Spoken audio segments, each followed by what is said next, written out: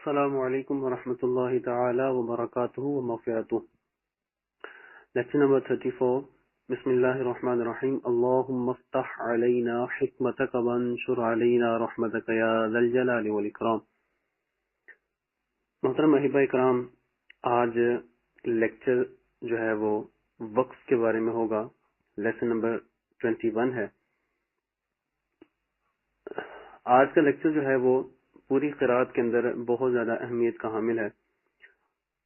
وقف کسے کہتے ہیں؟ وقف کا مطلب ہے ٹھہر جانا، رک جانا۔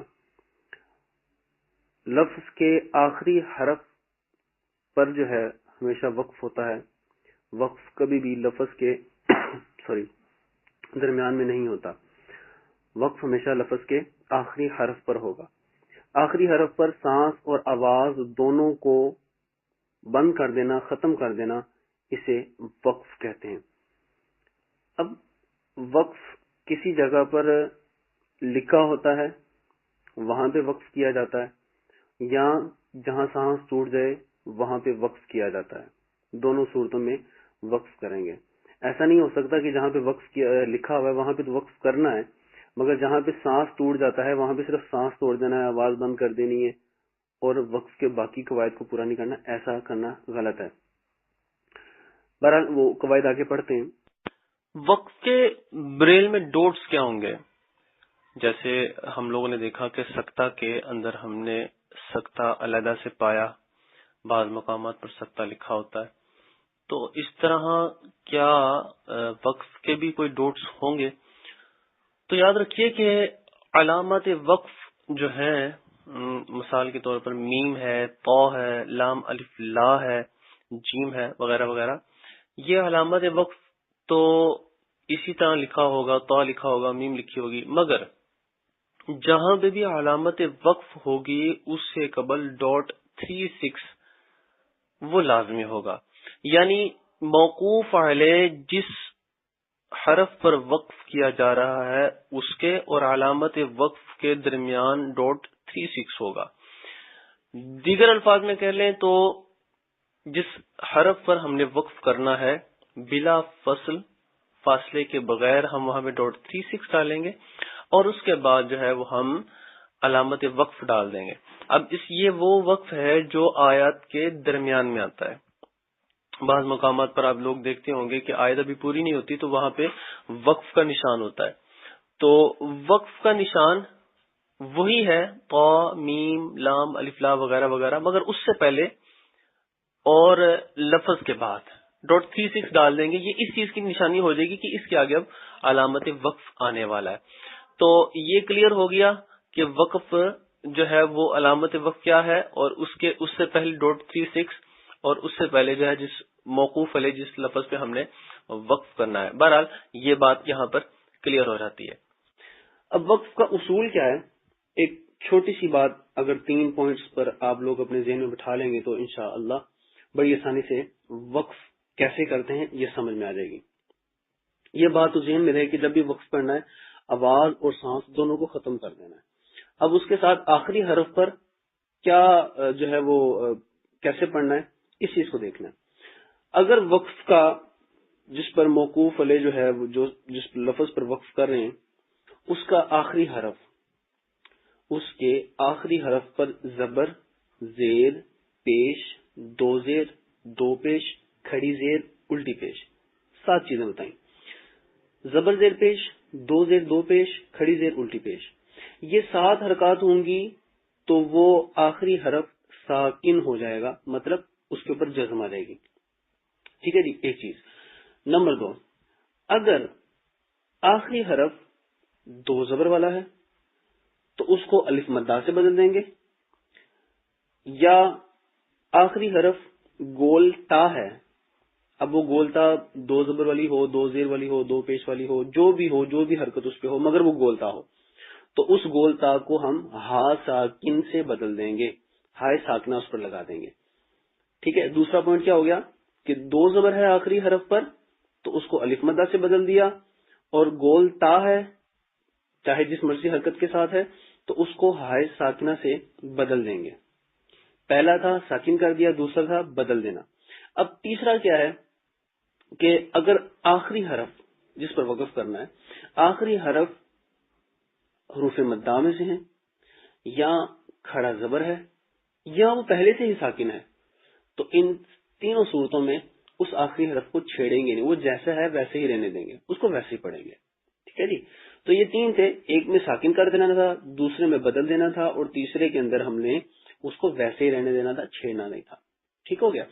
اب ایک اور بات یہاں پہ ایڈ کر لیجئے کہ اگر آخری حرف مشدد ہے، اس کے اوپر تشدید ہے، جو ہے وہ .6 کے ساتھ وہ لکھا ہوا ہے، تو اس کو کیسے پڑھیں گے؟ اس کو جماؤں کے ساتھ پڑھیں گے. مطلب یہ ہے کہ اس کو ایسے انداز میں پڑھیں گے کہ پتہ چلے کہ یہاں پر شد ہے، ایک علیحدہ اس کے اندر جماؤ ہوگا، مگر اس کی حرکت پھر بھی نہیں پڑی جائے گی. ہاں اگر وہ کلکلا ہے تو کلکلا ضرور کیا جائے گا، مگر اس کی حرکت نہیں پڑی جائے گی. ٹھیک ہو گیا. ہاں جی وہ بھی. ابھی یہ تین چیزیں ہوگی وقت کے بارے میں. اب ایک اور بات، بسا اوقات قرآن پاک میں تنوین کے بعد حمزہ وصلی ہوتا ہے، ایسا حمزہ جو کہ ملا کر پڑھنے کی وجہ سے وہ حمزہ نہیں پڑھا جاتا. مشہور مثال آپ کو دیتا ہوں. ہم پڑھتے ہیں قل هو اللہ احد، لفظ احد ہے نا، وقف کریں گے تو احد بن جائے گا. اللہ الصمد، اب احد اللہ صد ہم نے ایک سانس میں پڑھنا ہے، وقف نہیں کرنا. تو جب وقف نہیں کرنا تو پھر ہمیں وقف کے اصولوں پر بھی پورا نہیں اترنا پڑے گا. تو ہم کیا کریں گے، اب تنوین کے بعد حمزہ وصلی آ رہا ہے، لفظ اللہ اس میں جلالت کا جو الف ہے، حمزہ ہے، الف حمزہ، یہ ہمیشہ وصلی ہوتا ہے. تو جب بھی اس کو ملانا ہے، تنوین کے بعد حمزہ وصلی کو ملانا ہے، تو کیا کرنا ہے کہ وہ تنوین کی جو حرکت ہے نا اس کو اپنی جگہ پہ قائم رہنا ہے، مگر تنوین کا جو نون ساکن ہوگا اس کو نون کے نیچے زیر لگا دینی ہے. اب سائٹڈ میں تو یہاں پہ نون چھوٹی کتنی اس کو کہتے ہیں، نون کتنی، وہ تو لکھی ہوتی ہے بسا اوقات، مگر ہمارے بریل کے اندر ایسا کوئی نظام نہیں ہے. شاید کسی کسی جگہ پر جہاں پہ ایسا وقت نہیں ہے وہاں پہ لکھا ہو، مگر موسٹلی جو دیکھنے میں آیا میرے، وہ نون کتنی نام کا بھی نہیں ہے. تو ہم اس کو کیسے پڑھیں گے؟ قل هو اللہ احد تھا، اللہ الصمد، ہم پڑھیں گے احد اللہ الصمد. احدن تھا، احدن میں دو پیش تھی، ایک پیش باقی رکھی، اور جو نون ساکن تھی اس کو نون کے نیچے زیر لگا کر لفظ اللہ کے لام سے ملا دیا، احد اللہ الصمد. اسی طرح سورہ ملک شریف میں آتا ہے تبارک الذی بیدہ الملک وہو علی کل شیء قدیر الذی، تو یہاں بھی پڑھیں گے قدیر الذی. تو بہت جگہ قرآن پاک میں اس طرح کی مثالیں آئیں گی، مگر ہر جگہ یہی ذہن میں رکھنا ہے کہ ہم نے تنوین کی ایک حرکت باقی رکھ کر نون ساکن کے نیچے زیر لگا دینی ہے اور اس کو اگلے لفظ کے ساتھ ملا دینا ہے، حمزہ وصلی کو بیچ میں سے گرا دینا ہے. تو کچھ یہ ضروری باتیں تھیں وقف کے بارے میں کہ جو ہم لوگوں نے سنی کہ وقف کس طرح کرنا ہے. اچھا اب وقف کر تو لیا ہم نے، وقف کے بعد کیسے پڑھنا ہے؟ تو اس میں دو صورتیں ہیں. ایک کہ جہاں پر وقف لکھا ہوا تھا ہم نے وہاں پہ وقف کیا تو اس سے آگے بڑھیں گے. اب ٹھیک ہے، وہاں پہ وقف لکھا ہوا تھا، اس کا مطلب یہ ہے کہ وہاں پہ اس کا معنی پورا ہو رہا ہے، اس لیے انہوں نے وقف لکھا ہوا ہے. اب اس سے آگے ہم بڑھیں گے.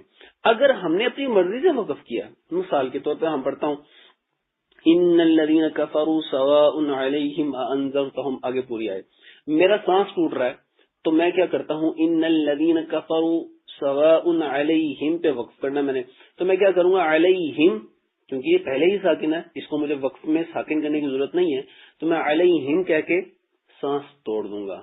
ٹھیک ہے. اب میں نے کیسے پڑھنا ہے؟ اس پڑھنے کو اعادہ کہتے ہیں. اعادہ کیسے کرنا؟ اب میں پچھلے حرف سے لے کر پچھلا جو لفظ ہے اس کو ساتھ ملاؤں گا. مثال کے طور پر اب میں کہوں گا کفروا سواء علیہم، یا سواء علیہم سے پڑھ لوں گا سواء علیہم اانذرتہم. یہ ضروری نہیں کہ قرآن حضرات جو ہے وہ تلاوتوں میں اس طرح کریں. ہم نے جب نارملی قرآن پاک پڑھنا ہے تو انہی اصولوں پر ہم لوگوں نے قرآن پاک اسی انداز میں پڑھنا ہے. یہ نہیں ہے کہ اب ہم قاری صاحب تو ہیں نہیں کہ تلاوت میں جائیں گے تو پھر اس طرح پڑھیں گے. ہم لوگوں نے جب اپنا قرآن پاک پڑھنا ہے تب بھی اسی انداز کے اندر کوشش کر کے پڑھنا ہے. گو کہ بریل کے اندر جو ہے وہ لفظ چونکہ بڑے بڑے سے ہوتے ہیں اور ان کو پڑھنے میں زیادہ سانس درکار ہوتا ہے، بسا کا سانس ٹوٹ بھی جاتا ہے، مگر کوشش کرنے میں حرج نہیں. انشاءاللہ اللہ تعالیٰ جو ہے وہ کوشش کرنے کا بھی ثواب ہمیں برابر عطا فرمائے گا. تو اس کو اعادہ بولتے ہیں. جہاں پہ وقف کیا اپنی مرضی سے تو وہاں پہ وقف کے سارے اصول پورے کیے اور پیچھے سے ملا کر پڑھ لیا. آئیے اب لیسن نمبر 21 سے کچھ مثالیں جو ہیں وقف کی وہ ہم دیکھ لیتے ہیں تاکہ ہمیں مزید پکا ہو جائے. تو سب سے پہلے جو ہے وہ زبر کی مثالیں آپ لوگ دیکھیں گے. صادقین، آگے وقف صادقین. اب یہ آپ خود ہی غور کریں گے کہ زبر کے ساتھ یہ اس کو ساکن کر رہے ہیں. نادمین، وقف نادمین. مستقیم، وقف مستقیم. اب زیر کی مثالیں آئیں گی. فیہ، وقف فیہ. شفتین، وقف شفتین. بالحق، وقف میں بالحق. اب دیکھیں بالحق میں شد تھی آخری حرف پر، تو کیا کیا، زیر تو ختم ہوگی مگر شد باقی رکھنے کے لیے کیا کیا، بالحق. تو کلکلا بھی ہو گیا جمعوں کے ساتھ اور پتہ بھی چل گیا یہاں پہ شد تھی. نستعین، وقف نستعین. یشاء، وقف یشاء. اب یہاں پر یہ ذہن میں رکھیے گا کہ میں نے آپ کو بتایا تھا کہ حمزہ کے بعد جب جزم آتی ہے تو اس کو جھٹکے کے ساتھ پڑھا جاتا ہے. تو یشاء تھا، وقف میں حمزہ ساکن ہو گئی تو اس کو یشاء جھٹکے کے ساتھ ادا کیا جائے گا. من قبل، وقف من قبل. قبل، یہاں پہ لام کو کلکلا نہیں کر دینا، قبل نہیں پڑھ دینا. شہر، وقف شہر.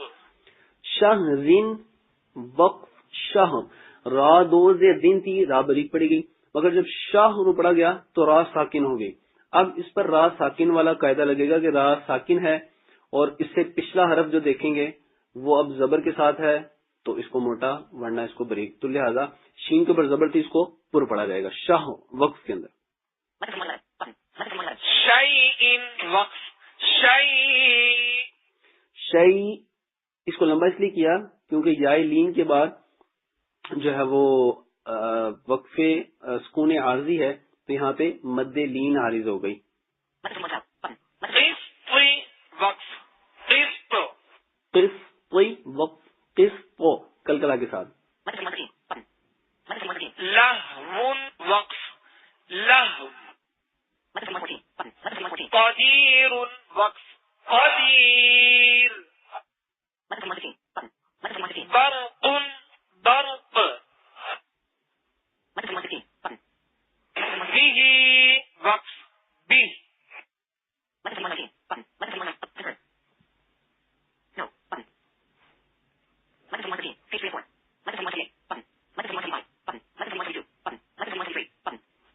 علما، وقف علما. اب یہ دو زبر کی آگی مثال. الفافا، وقف الفافا.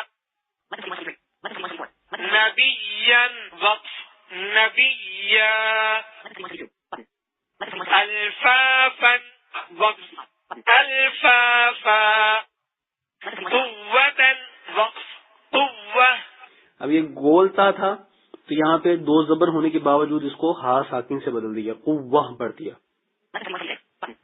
رقبة، وقف رقبة. وتولى، وقف وتولى. اب یہ کھڑا زبر تھا تو اس کو وقف سے پہلے بھی اور بعد میں دونوں میں ایک جیسا پڑھ دیا. وانحر، وقف وانحر. یہ بھی پہلے ساکن تھا، اس کو بھی ساکن پڑھ دیا. فرغب، وقف فرغب. فیہا، فیہا. فیہا وقف میں بھی فیہا اور ویسے بھی فیہا. تہتدو، وقف تہتدو. خیرا الوصیۃ، اب وقف کی صورت میں خیرا الوصیۃ. خیر و نیل وصیت ملا کر پڑھا تھا تو اس کو خیر اور نیل پڑھا. اب وقف کیسے کریں گے دونوں صورتوں میں آپ دیکھ لیجیے دوبارہ.